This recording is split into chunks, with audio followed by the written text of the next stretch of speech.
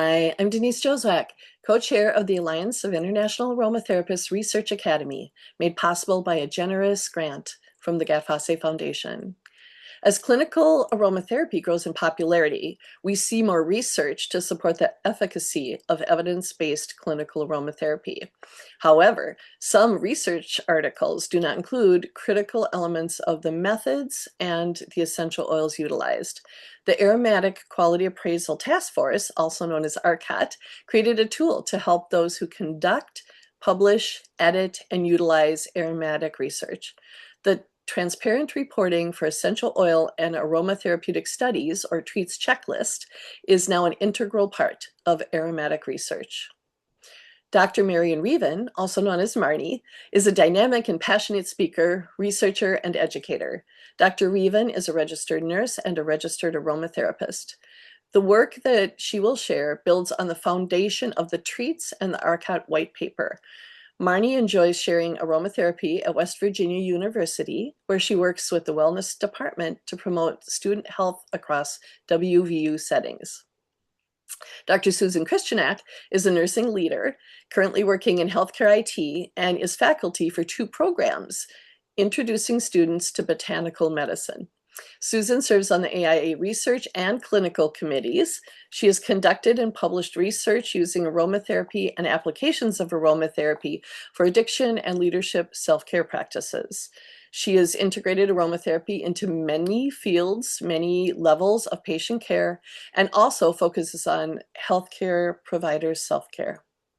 This presentation of the AIA Research Academy is applying the TREATS quality appraisal checklist to aromatherapy research, making it all make sense. I'm going to go ahead and share my screen and get us started on this. Let me go ahead and do the slideshow and make sure that you're seeing what you should see. Do you guys see my screen? Whoops, and there we went forward. All right, you should be seeing my screen. Somebody say yes, that would be great. Yes. All right. Thank you, Denise. All right. So yes, we're going to apply the TREATS quality appraisal checklist to aromatherapy research, making it all make sense. And this is part of the Alliance of International Aromatherapists Research Academy, sponsored by the Gatfosse Foundation. So let me move to the next slide. And yes, this is Dr. Kristiniak and myself, Dr. Marian Reven, and you can call me Marnie, and I'm sure Susan just wants you to call her Susan. And yes, so the outline for tonight is quite simple. We're going to do a little bit of an introduction, and that's mostly me, background for the TREATS and the ARQAT, and apply the TREATS twice, okay? And that'll be a demonstration. And then a challenge for the future. So the background, before we practically apply TREATS to 2 aromatherapy-focused research studies in humans, I want to give a brief background of this ongoing global community team effort. So the TREATS was created by the efforts of the task force known as ARQAT, the Aromatic Research Quality Appraisal Task Force, based in the United States. It's a 501c3 nonprofit founded in 2021. This task force was founded because of disillusionment with the reporting of aromatherapy research, particularly in the area of palliative care. The project was first named the White Paper Project. You can learn more by going to the website about the White Paper Project and about the other things going on that I won't talk about during this. So the mission, vision, and goals of the ARQAT, very clear, very limited. They are focused on creation and dissemination tools and guidelines that clearly outline the highest standards in aromatic research in humans and the reporting of that research. The vision is that aromatic research will get clearer and the evidence base will get more robust and we can use it in health and care effectively.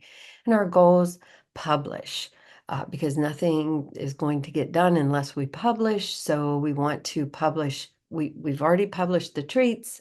And now, as you'll hear at the end of this presentation tonight, we are conducting a Delphi consensus project so that we can move into a reporting guideline.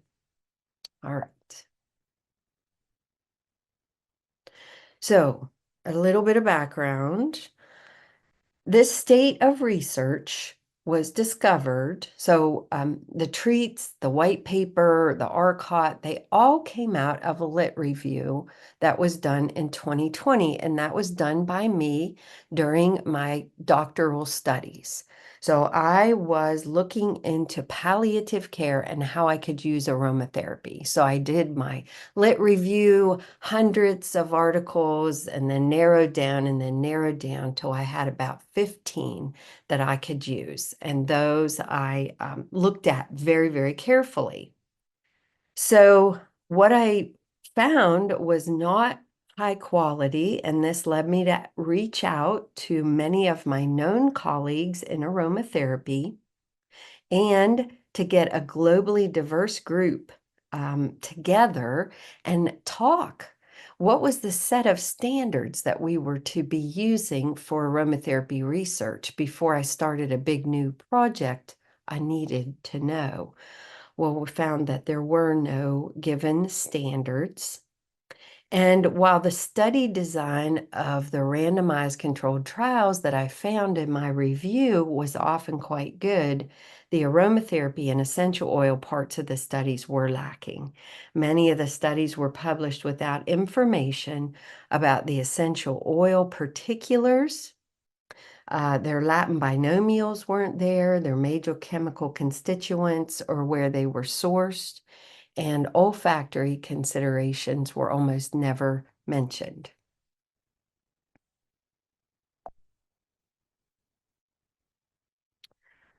Current and associate task force members of the ARQAT include myself, Dr. Joy Bowles, Dr. Marilyn Pepper Citizen, Miss Amanda Mae Fitzgerald, Dr. Kelly Ablard, Miss Denise Joswack, Miss Michelle Cohen, Miss Bethany Unger, and Dr. Geraldine Resnick. Our advisors, and these were past board members, Dr. Janet Tomeno, Miss Barb Kirkus-Lee, Miss Donna Audia, and Mr. William McGilvray. And they still serve as valuable members who help us on our projects because we're always working on something. So the best way to understand the reality of aromatic research of the type we are discussing tonight is to see a critique in action. And this is something I have wanted to do for a long time, is to actually practically apply during a video so that you could actually see what it looks like to critique a study using treats. So we're going to present two critiques tonight. The first is by Susan Kristiniak, and there'll be another by me a few slides later. The first one is about 15 minutes in length, and it is pre-recorded. So let's watch. Hello, this is Dr. Susan Kristiniak. I've been asked to join the webinar tonight as a member of the Alliance of International Aromatherapies Research Committee. As a member of that committee, we review each member multiple articles throughout the year to allow them to be displayed with our review of the information for the purposes of quality, the comprehensive nature of the information, and for the purpose of tonight's discussion, utilize. Marnie, the audio is not coming through. You know what? It may have been because I muted myself. So let me not do that. Researchers as graduate nursing students. How about now? When they're ready to do research and publish, they can make sure that they have all the facets that are necessary when describing the essential oils and the study themselves. So for tonight's review, I'm doing an article, The Effective Aromatherapy with Lavender Essential Oil on Sleep Quality in Patients with Major Depression. This is a study that was done by Zamadi and Janati et al. In Babul, Iran. You can see here, and it was published in May of 2021. Now, as a part of the research committee, we do an expansive review, and I'm going to show you what that looks like. So this was my review, where we go through describing background, aim, method. The results are reviewed and discussion, and then we score it using the treats checklist. Now I'll share with you that for tonight, we're just going to look at the application of the treats checklist. And in the future, a more comprehensive review of how to analyze that research article will be conducted. So to begin with, whenever I look at research, the first thing certainly you want to do is look at the abstract to make sure it's aligned with what your search is about. So for the purposes of this article, you can see the study is aimed pretty much replicating the title. What is the effective aromatherapy with lavender essential oil on sleep quality of patients with major depression? It's a single-blinded randomized clinical trial that was done in Iran. But here's where I needed to review, like, how did they use the lavender oil? So as you continue to read in the methods, it gives you a quick view of the intervention group inhaled lavender essential oil, and the control group received an almond oil as a placebo. It then goes into statistical analysis, results, and conclusion. So pretty basic and condensed version of what we're looking at. So as I go into looking at the treats checklist, let's start at the top, and you can see that here the article review. We're now identifying that the delivery method was inhalation, where it can be topical, inhalation, or both. This is just inhalation. The first section really looks at the nature of the oil. How is it described? What details were provided? So I'm going to go back into the article, and we're going to scroll down, and the article begins very appropriately at describing the population. Why is this an appropriate consideration? So they look at the incidence of depression, symptoms, equate sleep quality to depression. And then when you get down to the third paragraph, you can see where they start to describe what the intervention plan is. So they discuss aromatherapy as an alternative medicine been increasingly used in comparison to other medications during the recent years. Pretty global, high-level review. The use of volatile oils or extracted essence from fragrant plants to help relieve patients, decrease the life problems, improve quality of life by influencing mind, body, and soul. It talks about it can be done by inhalation, massages. They talk about essential oil capsules and food or medication spices. That's a little bit a different approach of how we think about aromatherapy. But then they go into the lavender oil itself, which is important. So one of the volatile fragrant plant oils has been used in aromatherapy and traditional medicine is lavender essential oil. And here's the details that I want you to be thoughtful about. So lavender is herbaceous perennial aromatic plant in the mint family, Lemacea, having these properties, right? And we're looking for sedation because we're applying it to depression and sleep. It goes into two chemical constituents, linalool and linalool. The linalool is a tranquilizing effect. The linalool acetate has narcotic effects. And they identified that some studies have looked at sleep quality and found that it has a positive effect. So if we go back to our treat score, we can look at there was no binomial or botanical name given for their lavender. We know there's many species of lavender. So that would make it difficult to replicate the study, knowing not which exact oil that they selected. There's no discussion of the production method. How is it distilled? The plant part that we know is the flower, cultivation method, whether it was organic or not, the country of origin, where the plant was grown, because we know there can be some variations. The source, I will show you later in the study as we read through it, they identify when they talk about the method. However, it was could not be determined if it was truly a manufacturer of the oil, they did the distillation process, or merely a distributor of the product. There was no, so they only got partial credit for that.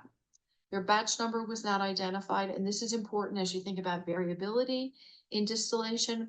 If it's not from the same batch, you may have different information in terms when you look at gas chromatography, which is the next question, which is plant constituents. And while they named the two most prominent constituents, they did not give you any gas chromatography, so you didn't know the percentages and whether or not, as the batch number would have indicated, they were all the same. So out of this section, they only got 2 half points or 1 total point out of 8. The next section is the topical application, which will pass on as this was an inhalation only delivery method. So now we're going to look at some of the information around how they actually conducted this study. So we go back into the article. We're going to go down past materials and methods, and we're going to go to the intervention itself. First part of this is a lot of discussion about how they group their subjects so that they were able to do both the control intervention as well as the placebo, the intervention group. So both groups were taught how to do aromatherapy each night based on their sleep patterns. So this is where it gets very detailed and important information. They were asked to do 1 hour before sleeping between the hours of 21 and 2400. They wanted to control for a dark room, mild temperature, proper ventilation, and away from fragrance or scent. Aromatherapy continued for 14 nights. They used a 10% lavender essential oil. Here's the company that was so named. The participants were asked to stain a 2x2 gauze with 2 drops of lavender oil, fix it to their collars with 20 centimeter distance from their nose, and breathe naturally. Then they had to detach it in the morning as soon as they wake up. The dilute base dissolution of the lavender was almond essential oil. Right away, there's a little confusion here. They were told to put 2 drops of the lavender essential oil when in fact it was diluted at 10% with almond essential oil. Almond is not an essential oil, but it is a carrier oil. So it was named incorrectly here. The control group used almond essential oil from the same company as placebo for the aromatherapy. And the researcher made telephone calls to the participant every 2 days to control the intervention procedure. So let's go back to the checklist. Mode of inhalation was clearly described. They told you how much, where it was placed, how long, the dose was identified, although for the purposes of accuracy, it was described as drops and it should be described as milliliters. So it is much more accurate due to the variation sometimes in the dropper component of the bottle or the source. Frequency was described each night for 14 days, the duration, the time of sleep till they wake.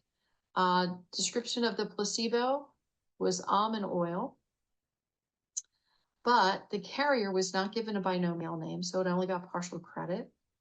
And the source of the carrier, again, unable to validate the distributor, was given partial credit.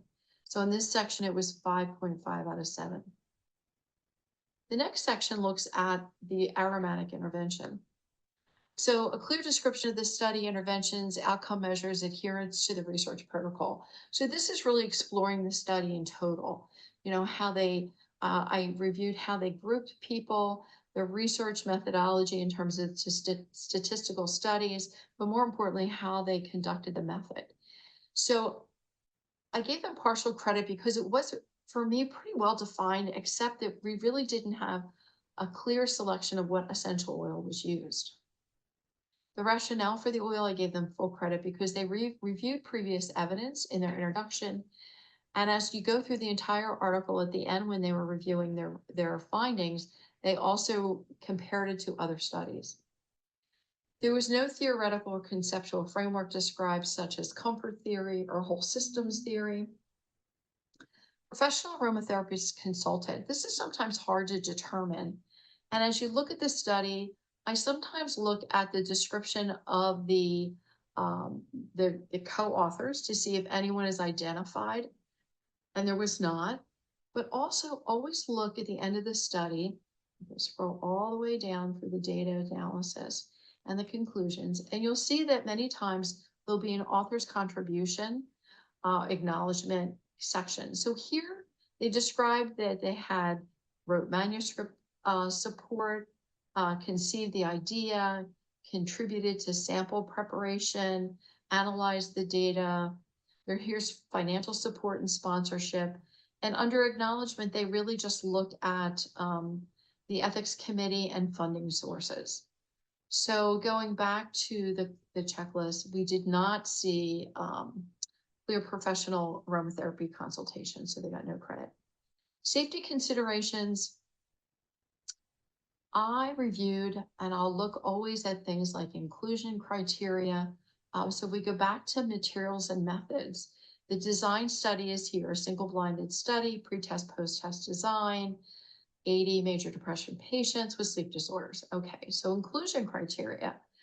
This is important. So it gives you the age range. They had to be literate to fill out the surveys. They had to have sound smelling cessation. They did information about using certain medications, that they met criteria on the Hamilton Depression Score, as well as their sleep quality index, so that there was something that they were assessing that was present. The exclusion criteria took into consideration if they were using alcohol, which would also mimic maybe some of the sedation, and they wanted to control for that, being a smoker, using opioid and another narcotic, having allergic rhinitis, asthma, respiratory diseases. This is important, using known traditional alternative medicine that affects sleep quality. So were they using other oils, getting a score of 2 or more in the suicide section? They were concerned about that. But here, having an allergic to any aromatic material and lavender essential oil. So they were screening for allergy. They also looked at concomitant depression events that occurred during the last 6 months, but being pregnant was also important. And then they also looked at history of migraine headaches or not being in the study for 3 days. So going back to our checklist, in this situation, safety considerations I thought were well managed. They looked at allergy, pregnancy. They also considered the level of issues they had with sleep and depression, and then and some contraindications around whether they were unsafe to be part of this study.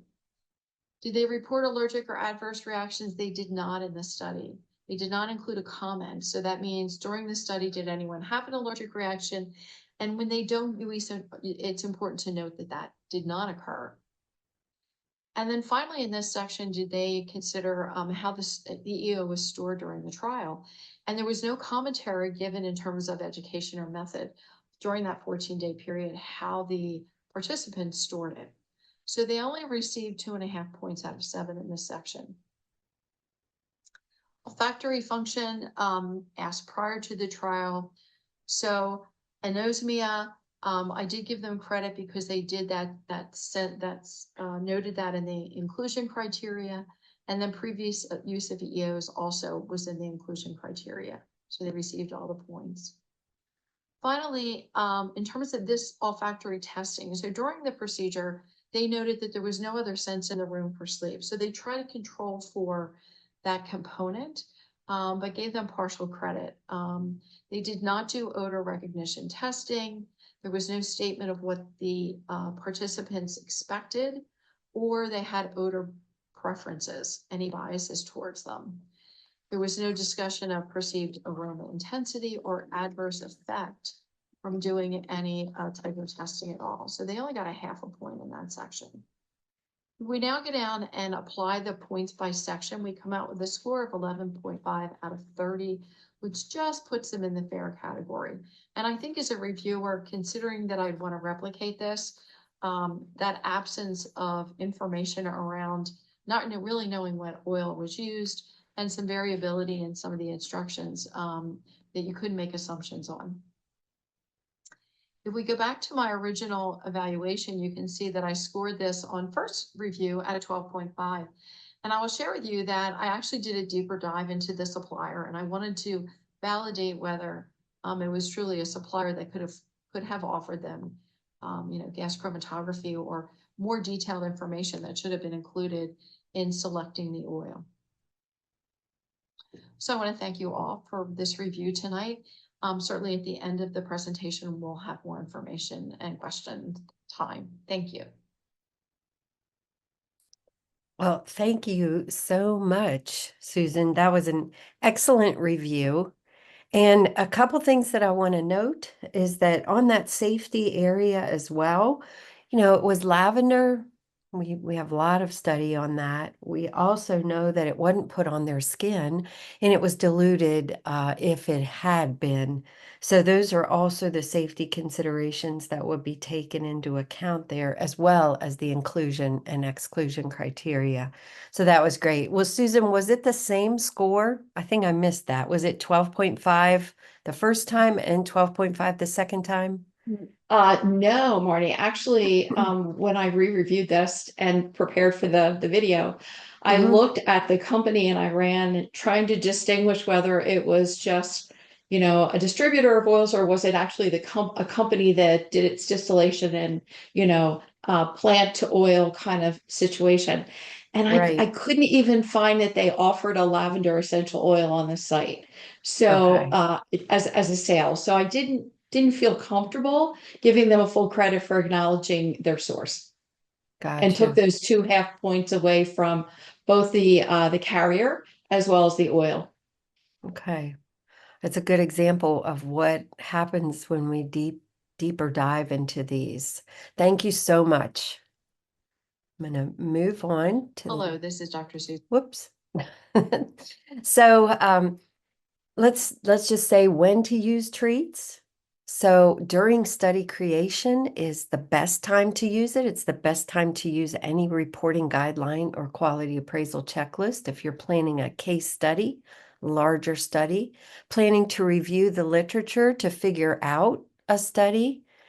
And then during study evaluation, as we've just shown you, reading aromatherapy research in humans, reviewing the literature for further analysis. And what the treats is and what it's not. I'll start out with what it's not. What it's not is meant to limit the type of study that you want to do, or study creation or imagination. It doesn't have a thing to do with the methodology. It has to do with the clear reporting. So what is treats? It is designed to support any type of planning, reporting, or critiquing of aromatic research in living beings. And I wanted to put including animals there, because we're using the aroma, we're using the psychological, we're using the physiological, and that can be in any living being. So I want to say it's not limiting to a certain type, but it's not really meant for ones that are in the laboratory. If we're using an essential oil in a petri dish, most likely there are not a lot of things to report that are in this checklist except for the ingredients. So I hope that makes sense. So in Y treats, we just need it to catch up with the rest of the scientific world, because there are other reporting guidelines in yoga, acupuncture, Chinese herbal medicine, etc. Add this modality to the growing list of extensions to the consort statement, and then improve the quality of our future research, especially our meta-analyses of current research. So this is the second video, and this is me, and this is Scenting Serenity. And just be patient with the very beginning of it. I'm a little bit slow to warm up in this, but I feel like this is what I've wanted to do for years, as showing you how to use the treats. So thank you. Hello, my name is Dr. Marian Reven, and I'm going to work through a wonderful aromatherapy study using treats. And treats is the transparent reporting for essential oil and Aroma Therapeutic Studies checklist. I'm the founder of ARQAT, the Aromatic Research Quality Appraisal Task Force, and along with many other talented members of that task force, we created treats, and it was published in 2023. So I'll go ahead and share my screen and just show you the article that I'm going to critique, and then show you treats. All right, so let's get rid of that and let me show you this study. So this study is from Nature, and that's a high impact factor journal. So I was very excited to find this there. Scenting Serenity, the influence of essential oil vaporization on dental anxiety, a cluster randomized controlled single-blinded study by Dr. Judith, and I'm probably not going to say this right, it's Zakert and colleagues out of Berlin, Germany. So the first thing that we look at in a study, right, is we just look at the abstract, see if we're even interested to read this study. And what I love about this abstract is it does give us some very high quality information when it comes to the aromatics in this study. It's a study about dental fear. It incorporates 4 dental practices and used 5 weekly cycles. 486 patients were in the population. So you're seeing the copy that I actually marked up, because when I really want to dig into a study, I print it out. And so I printed out the study and I printed out my copy of treats and had it next to it. So that's how it started. And then I added things into the computer so I could make it neat. What if I needed to send that critique to a colleague, or say I had a student that did a study and I wanted to critique it using treats, then it's easy to do online as well.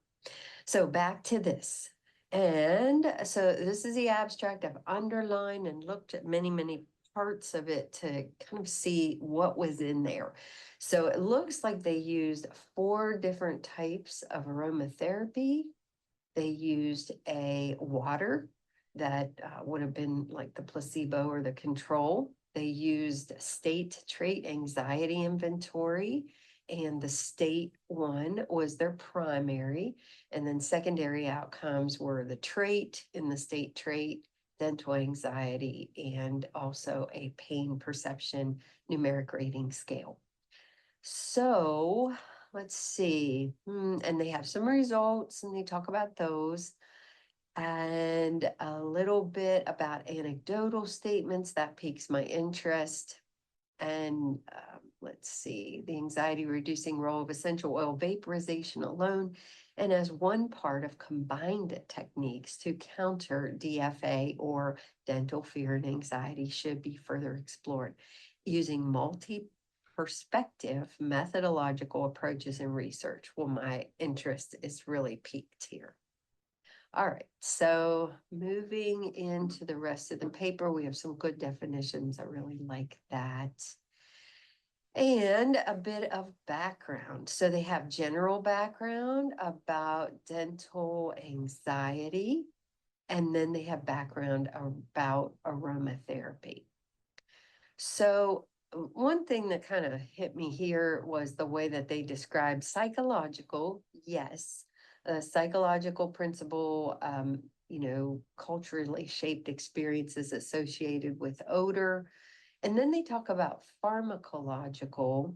Well, I might call that physiological, so there's a psychological that the aromas make you do stuff, but that's also on a physiological level.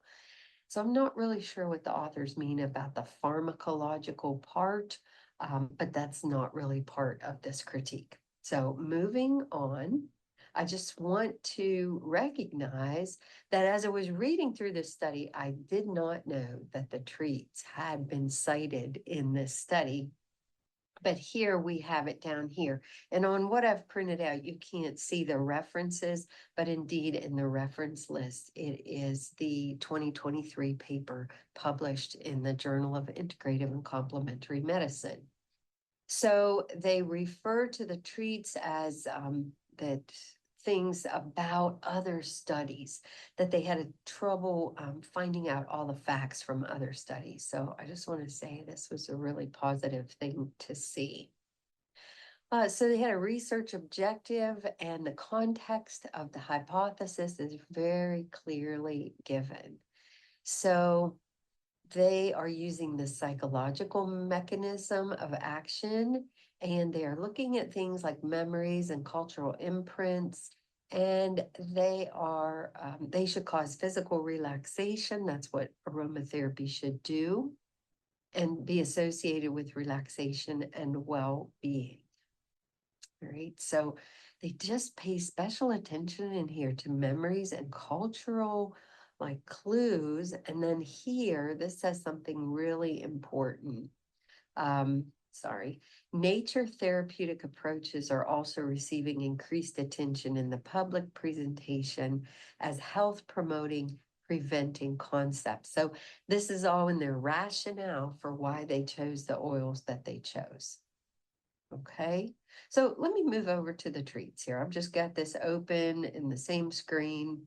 And up the top of the treats, it says, in addition to conventional research quality appraisal tools, research involving essential oils and aromatherapy should meet requirements for validity and reliability. Complete reporting facilitates study replication and progressions for programs of research. For clarity, use the companion treats explanatory document during this critique process. As you fill in the tool, we suggest you use X's. The columns are designed to show the value of the X. And as you can see at the top of the column, the first column is a 1. The second is partially met, and you should explain that when you say partial, and then not met equals 0. So an X in the columns is supposed to be that. Now, do people put 1s and 0.5s and 0s? Yes, they do. Is that wrong? No, not wrong at all. So when you use a critique tool like this one, the comments serve as a lot of good feedback to the researchers. So the reviewer was me, and the article that was reviewed was the one mentioned.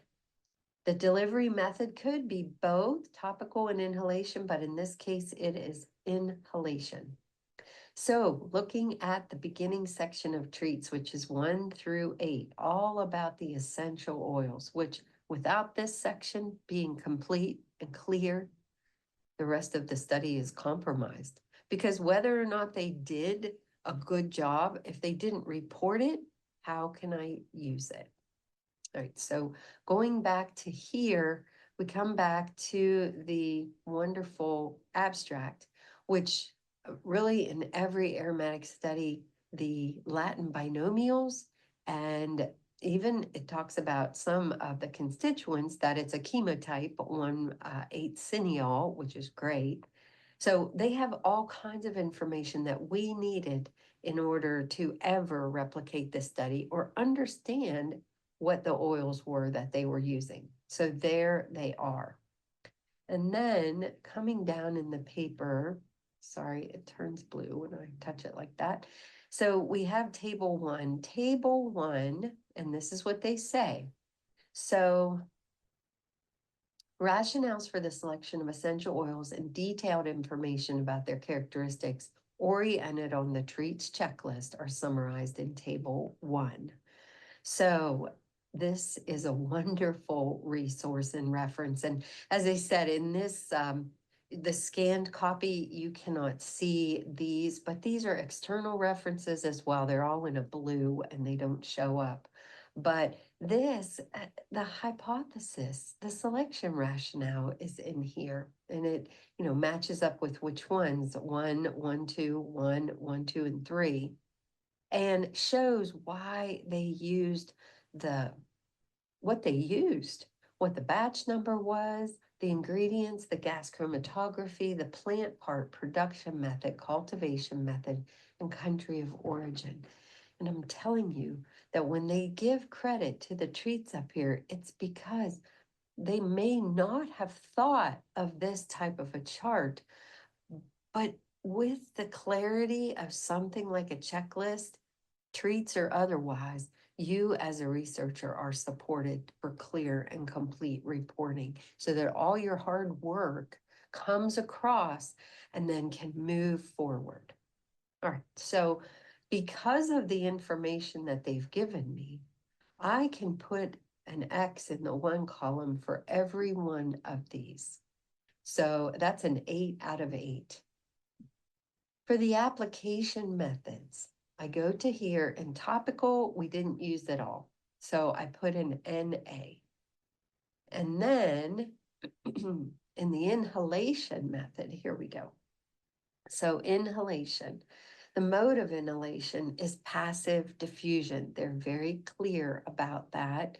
It's done in several different ways, and you'll see that here in a minute. The dose of the essential oil, well, that's very difficult, and it's always going to be difficult when you have diffusion because it's not controlled. Even if you use something like a sniffy stick, you can tell the person to 3 sniffs 3 times a day, and you basically know how much is in each sniff if you know how it was primed and such. So there is a way to know the dose that way. But in this case, no. And they admit this as a limitation in their discussion section, which is great. Okay. They also face COVID. And so I think it was mandatory masking in 2022 when this study was done. All right. So, but anyway, I had to put a 0.5 and give half credit because I cannot tell the dose, and I never would be able to in the way the study was carried out. Frequency, continuous or absent, in the case of the control, this was said very clearly. The duration, just when they were in the rooms or practices, and they did mention something about it would probably be maybe about 10 or 20 minutes before they got their like pre-screening filled out. So there was something actually diffusing. So that was a factor that they really couldn't like control. But the type of the study, it kind of allows for that. And so duration was as long as they were there. It varied a lot, but they did describe it well. Description of control or placebo, they used water. Carrier was none. And the source of carrier or delivery system was a diffuser. And so that number 6, it only goes if there's like a carrier oil, like almond or jojoba. So number 7 is the carrier, and that would be they had a large app-controlled vaporizer in the waiting rooms, medium diffusion intensity, and it was adapted for the layouts in 5 offices. Was it? No, it was 4 dental offices, 5 weeks. And then smaller manual diffusers in the treatment room. So I gave them a 5.5 out of 6. And just let me tell you, so if you were to critique this study and I didn't do it, you may come up with a different number. What you likely won't do is come up with an extremely different number, except maybe in the denominator. And you'll see that in the olfactory section. And I want to show you that when you're applying the treats, there is room for, going this way or that way. It is a guide, and it's not mandatory to have every section. Okay, so 5.5 out of 6 is what I gave. You might not, you might see a reason why not, but that's what I gave. Section 3 on the treats is the aromatic intervention. So a clear description of aromatherapy interventions, the outcome measures, and adherence to the researcher's protocol.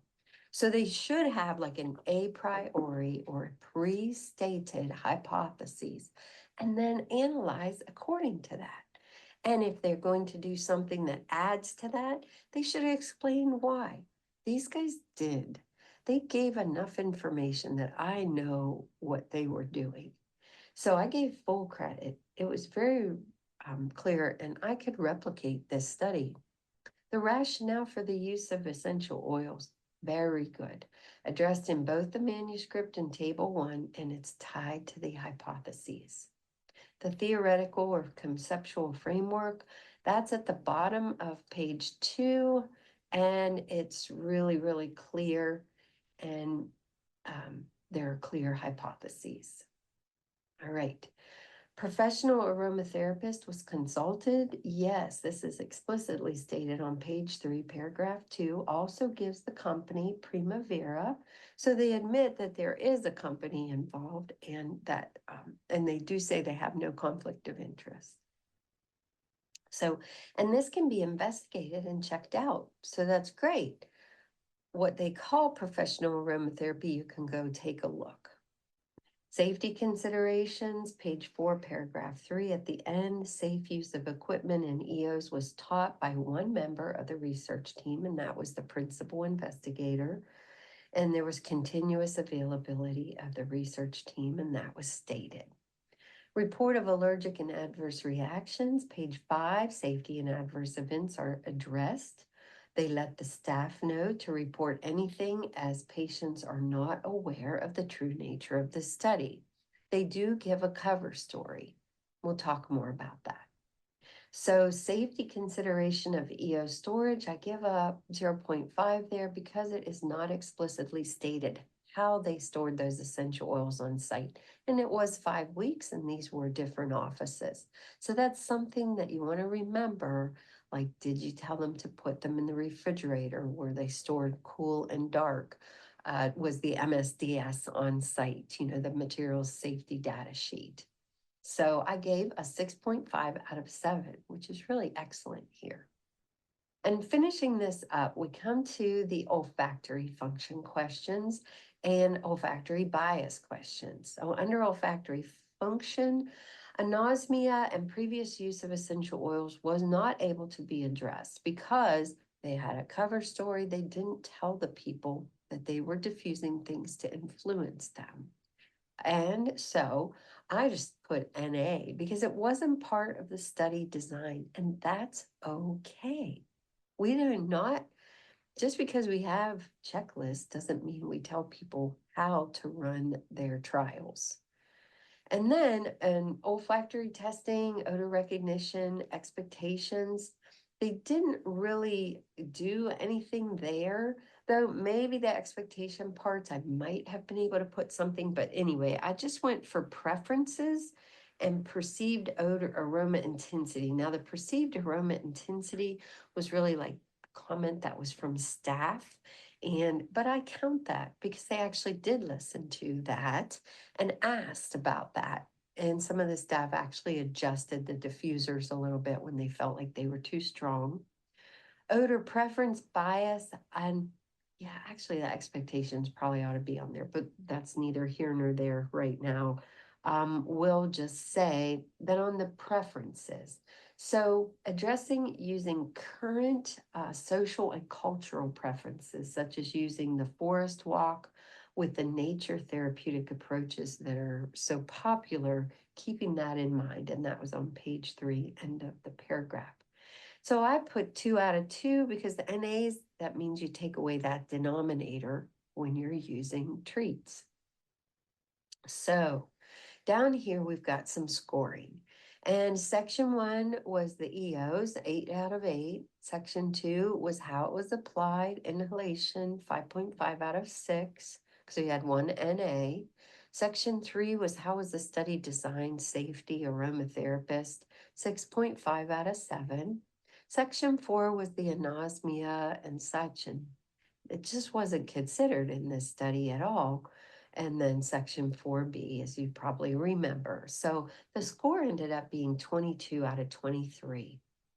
And these ratings serve as guidance, so additional reviewer comments are always encouraged, and they would always be appreciated if you were using this to do a review, a peer review for a journal or for a class project or for a peer, or as you were doing your analyses, maybe to do a systematic review. So let me read through the comments. Because the context of this study is that the diffused aroma predominantly affects the psyche, the researchers gave special attention to the possible associations of these essential oils and blends to memories and cultural imprints of odors. This informs the choice of essential odors, oils, and blends, and shows how the researcher chose to work around letting participants know the real intent of the study, because they didn't. They said it was just something about pre-dental procedure anxiety. So, and I just wanted to say, I went and looked at the literature to see, is that using a cover story a good idea, or should we always be transparent? Well, it turns out that Lerner, back in 2000, and I believe the 2005 story, kept the diffuser hidden from view. Okay, there is a reason to do that, and it's not a bad one. You'd reduce bias. They don't know it's happening. And a study by Alkanon et al. 2023, patients participated and took the oils home in the dental setting.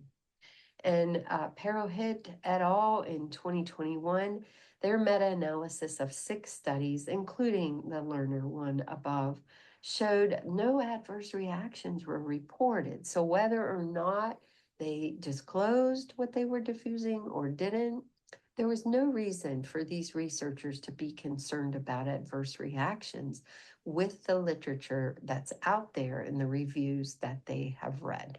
So it's reasonable.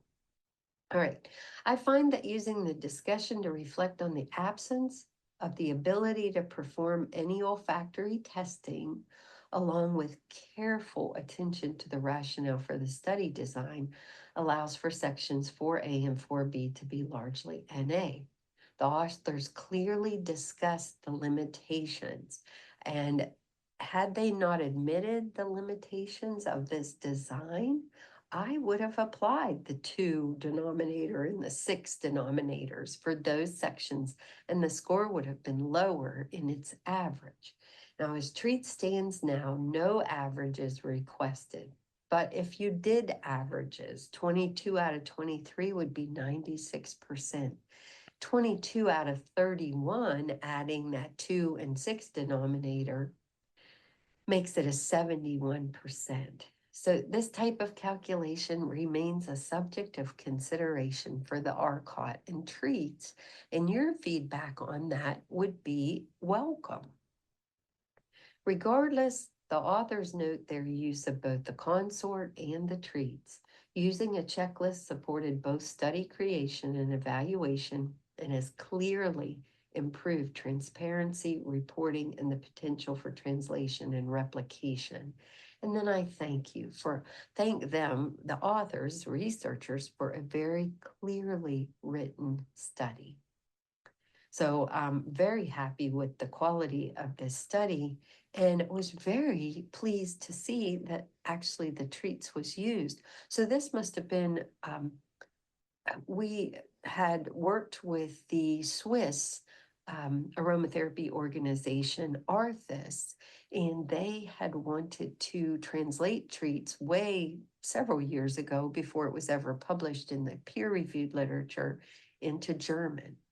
And I believe this is how that came about, and we're just absolutely thrilled with that. All right, I love that the hypotheses and the rationale for choosing the oils, when they couldn't ask the people, they made that sound, and it wouldn't have been sound any other way than figuring out what the cultural moment is when this study is taking place.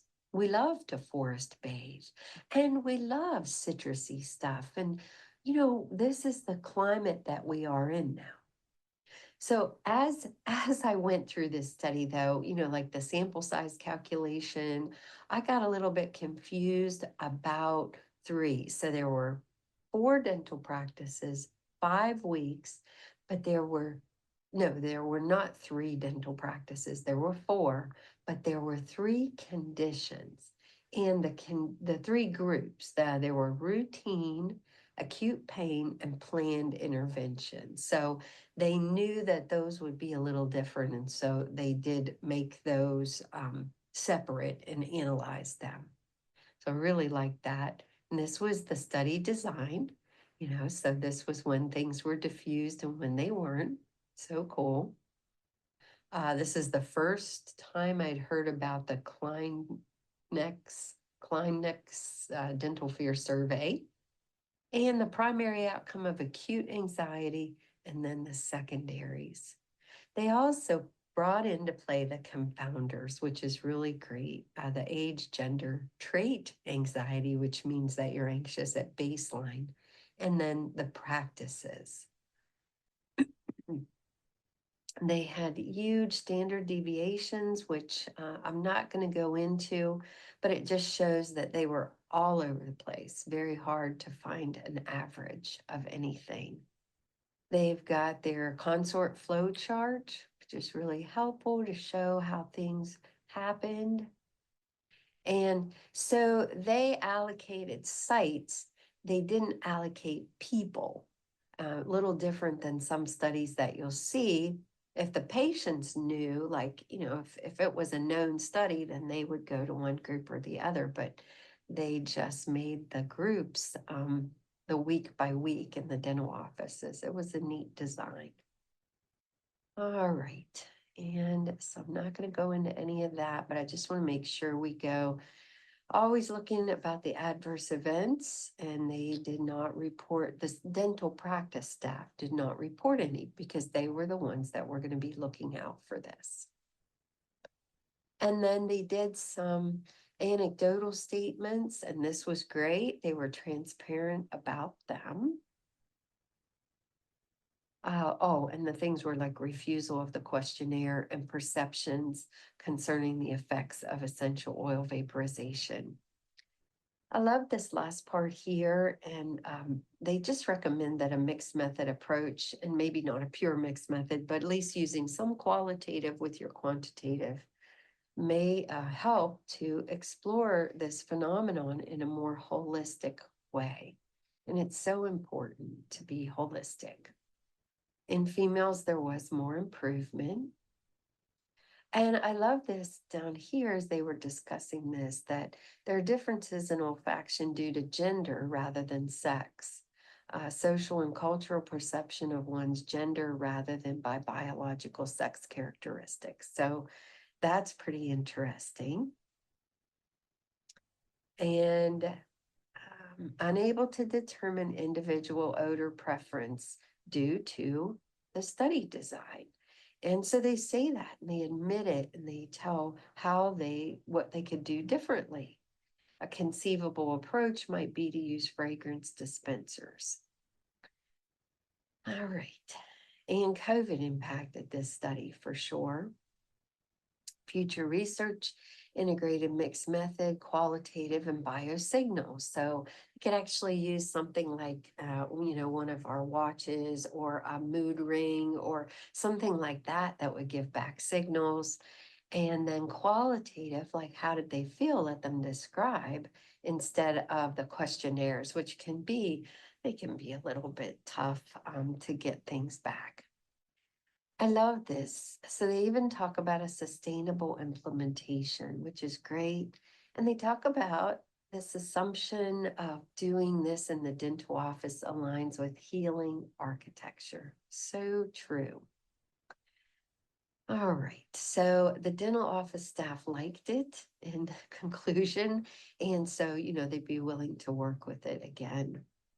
So truly, this was a great study and a great example of what it means to do a study and actually report things clearly. Now, the only thing that I didn't share yet, and let me stop sharing and I'll go ahead. And I'm going to stop it right there. The only thing that I didn't share on there was the explanatory statement document, and you're free to go look at that. That is in with the articles and the treats and the explanatory document. So I would encourage you to go look at that and use it when you are critiquing. And I'm going to see if I can't see some people again. Let me back up. Sorry. It's really hard sharing screen and I can't see any of you. So, we'll answer questions here shortly. Hopefully I haven't freaked you out by this method of showing you this information, but okay. Just want to share with you that there is a translations policy for treats because it has been so widely accepted around the world. There has been a good embrace of this tool. And so September 21st, Brazilian Portuguese, the first official translation was done with special thanks to Myra de Castro. And then on October 7th, the Spanish translation was given to us, and it is under review, but we want to give a special thanks to Mimi.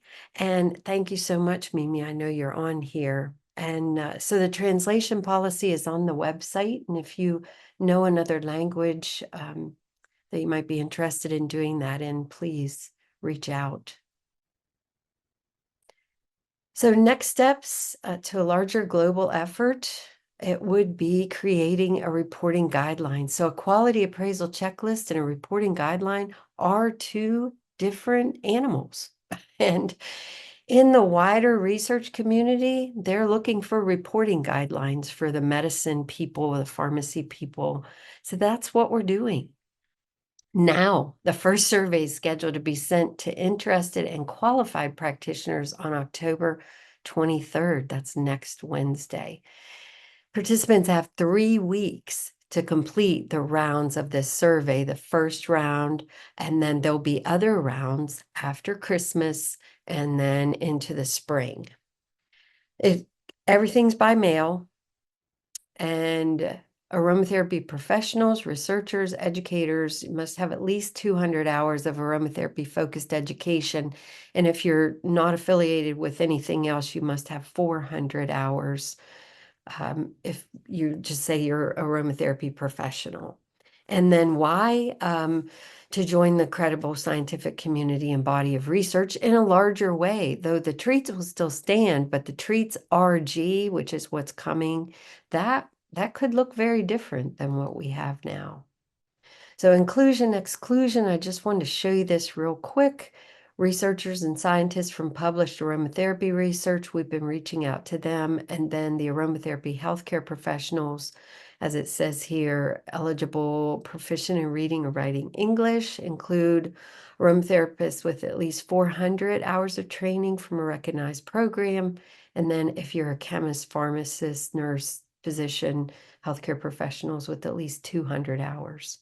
And then exclusion, at this point, no aromatherapy education students are accepted, but we do want aromatherapy education students when the guideline is piloted. So they do have an important part to play. No new participants will be accepted after 12 noon on October 23rd. That's next week. If you want to join the study or learn more about it, you can do it in 4 ways. The QR code, email me, email info, or visit the ARQAT website. And the onus for improving aromatherapy research rests on the shoulders of aromatherapists with research training and the related community of scientists and researchers with an interest in aromatherapy and aromatic research. So what would you do? And maybe some of you have already done it. That would be so exciting. If you read these articles, if you critiqued even before we talked tonight, and you actually have some scores yourself. But yeah, we want you to reread previous studies that you have looked and based your work upon. Use the treats in your everyday aromatherapy research reading and creation, and then spread the word about it. And I think many of you are already doing that. So our learner outcomes for tonight are, this is our challenge to you, to recognize how to apply the treats checklist to at least one aromatherapy-focused research study. State 2 ways the treats can be used to improve the quality of aromatherapy research, such as case studies, qualitative, quantitative, and decide how to apply treats to different types of studies, keeping in mind the need to allow for various study types, which is why I belabored going through the treats and showing you that the denominator can change. And that really changes the perspective of how good the score is for the study. So with that, we are at the end, and I thank you, and I'll show you the references, and then I'm going to stop sharing and end that show. And I know that we've gone a touch long, but this is for the Research Academy and the public. And so I felt the need to continue to share an awful lot that we've been wanting to share for a long, long time. So I bet that there are questions, and if you can stay on, we will stay on for a bit, or if you feel like we need to end, then they can always reach out to me or to the ARQAT with any questions. Well, I just want to say thank you, Marnie and Susan. This is just so inspirational. It's absolutely amazing. And the work you've done is, I know that it was a deep dive. I know how much time it took. I probably don't know how much time it took, but thank you both very much for doing this. Thank you. And no, I haven't looked at any questions. So if indeed there are questions, would you like me to read some out? Yeah, if there are any. Would that help? Sure. Yeah. Melanie asks, disclosing, not disclosing, does that fall under ethical considerations? Yeah, Melanie, I thought the same thing. And that is why I did go back to the literature a little bit, because I thought, well, do we do studies like this? And was there a risk of harm?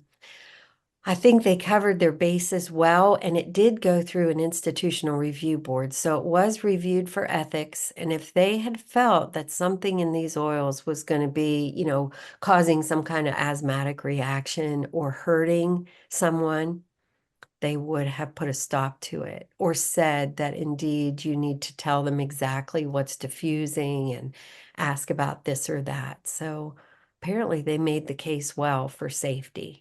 But that's a great question. Thank you.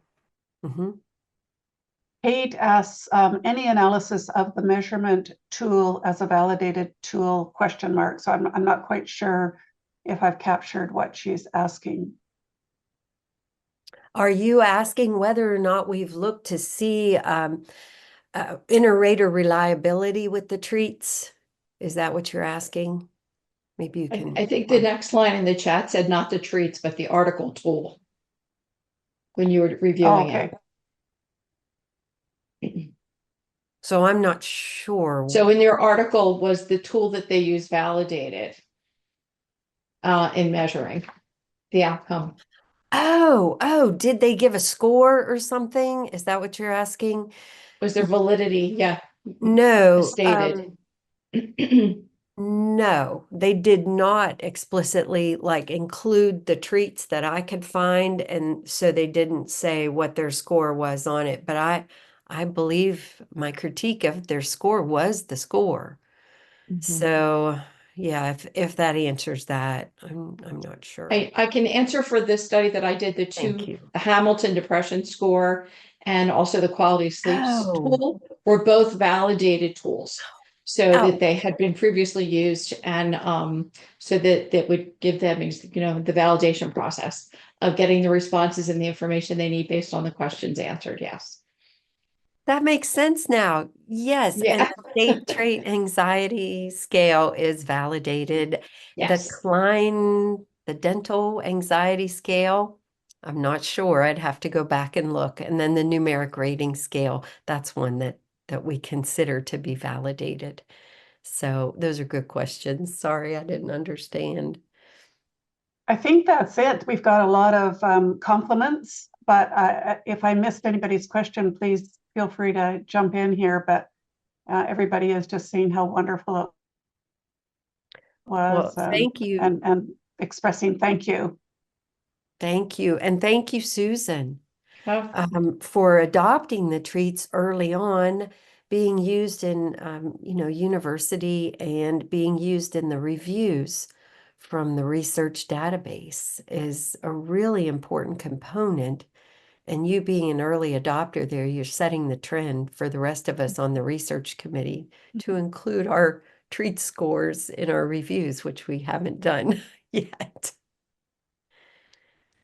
All right. Well, thank you, everyone. Thank you for being Thanks, here. everyone.